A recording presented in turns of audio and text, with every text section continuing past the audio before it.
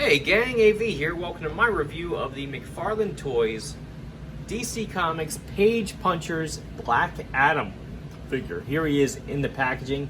He is a clamshell packaging figure, so the comic book and the figure are easily accessible between these two halves of a plastic tray, basically. They are held together with these tape rings, which, as you can see, are not very secure on the sides. All the examples in the store when I found these basically had these already come undone, but the top ones were secure. Not sure how they're going to show up when you find them in your store, but in my store it was kind of slim pickings.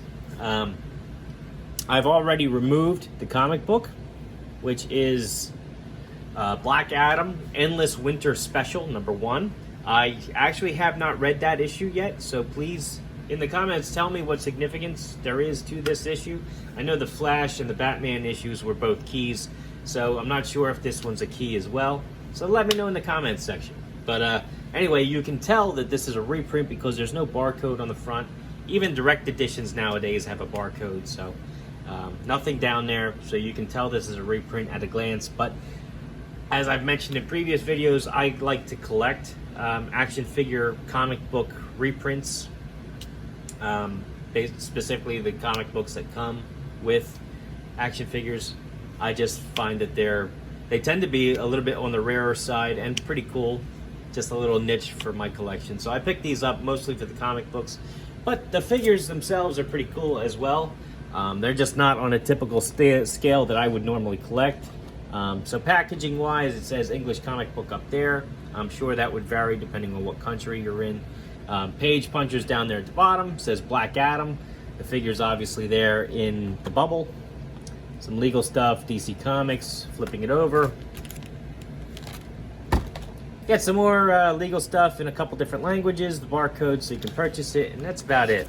Also, I forgot to mention, it does have a DC logo and McFarlane Toys embossed on the plastic itself. I forgot to mention that in previous videos. But anyway, you open it up clamshell style.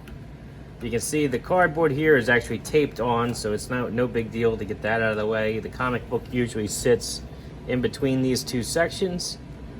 Flipping that up, you gain access to the figure, who comes in a little tray. Toss that off to the side and take Black Adam out. All right, so here he is.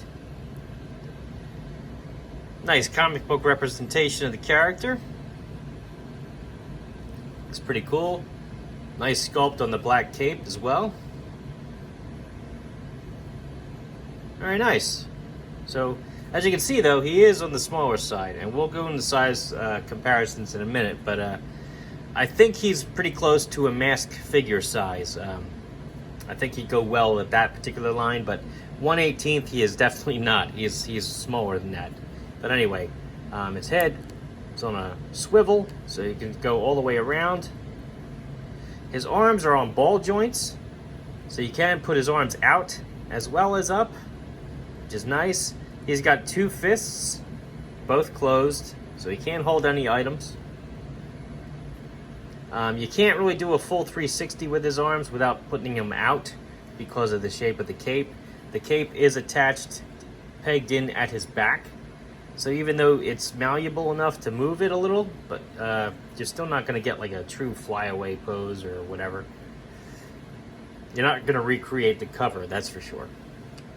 But still, pretty cool. He has a swivel here. Full swivel at the waist, which is nice. Legs go up about that far. Back quite a ways. So all in all, I mean, he's got decent articulation, better than most reaction figures and the other retro figures you find on the pegs these days, which are even larger than him and more expensive. So he's got better articulation and pretty damn good sculpt and everything too. Size-wise, here he is next to a 1982 vintage Snake Eyes figure, 3 3/4 inches tall. So you can see he's closer to 2 inches. Same can be said for 3 3/4 inch Luke Skywalker. Here is close to 4 inch Cobra Trooper from the Dollar General line. A 4-inch figure, Boss Fight Studio Blank. Who's getting pigeon-toed there. Alright, Marvel Universe Captain America figure. So they're definitely not compatible with that scale. And then Master Chief. So again, all in all, I mean, he's a very cool figure. He's got a good sculpt. These, with the comic book, these price point around $10, which I think is a very good deal. All things considered, especially when you consider the fact that the Marvel Legends retro line and the reaction figures and the G.I. Joe Super 7 line, all of those are considerably more expensive. I think this is a bargain, especially since he comes with a comic book, which you can collect. And in my experience, sometimes the ones that come with the action figures tend to be a lot more rare. So, if you're a comic fan, you may want to pick them up just for the books. But anyway, the figure himself, I think, is actually really cool because he's the perfect size, let's face it, to just stick on your desk at work and mess around with while you're on the phone, or give to your kid when he comes to visit. You know, I think it's cool. That being said, this has been my review of the McFarlane Toys DC Page Punchers Black Adam figure. If you like this video, please check out my channel, where I do a whole bunch of other types of reviews and unboxing videos for comic books and whatnot. If any of that sounds interesting, please check my channel out. Hopefully you enjoy what you see there. I also, please check out the video description, where you'll find links to my eBay, Shortboxed, and whatnot accounts, so you can see what I have for sale at various different times, as well as the Plastic Underworld, which is where I buy a lot of my action figures from, and my social media accounts. So plenty of ways to get in touch with me. But basically, thank you guys for watching. I really do appreciate it. And as always, take care.